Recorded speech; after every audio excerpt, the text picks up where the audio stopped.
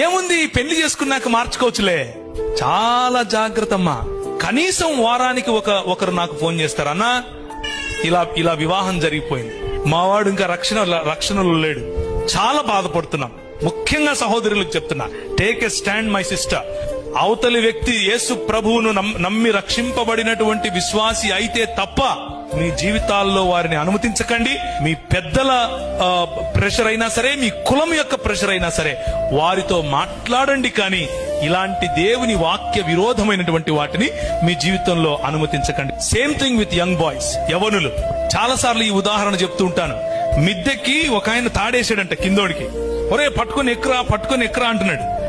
ఎక్కేవాడు గుంజితే పైనోడు పడతాడా, లేకపోతే కిందున్నోడు పైనున్నోడు గుంజితే కిందోడు పైకి వస్తాడా? ఆత్మీయతలో కూడా అంతే. నీ స్థాయి ఏంటి? ఇశ్రాయేలు, నీ భాగ్యం ఎంత గొప్పది, యెహోవా రక్షించిన నీ జీవితం ఎంత గొప్పది. అలాంటిది తీసుకుపోయి నువ్వు ఎవరికి అట్టు పెడుతున్నావు? రాజైనా ఆహాబుతో వియ్యమందుతావా? యువర్ బిజినెస్ పార్ట్నర్షిప్ ఎవరితో ఉంది? మీరు ఎవరితో వియ్యమందుతున్నారు? మీ ఇచ్చిపుచ్చుకోవడాలు ఎవరితో ఉన్నాయి? నేను లోకంలో మీరు ఉండకండి అని చెప్పట్లేదు, లోకంలో మీ సంబంధం ఉండకూడదని చెప్పట్లేదు, మీ బంధుమిత్రులతో మీ సంబంధం ఉండకూడదని చెప్పట్లేదు.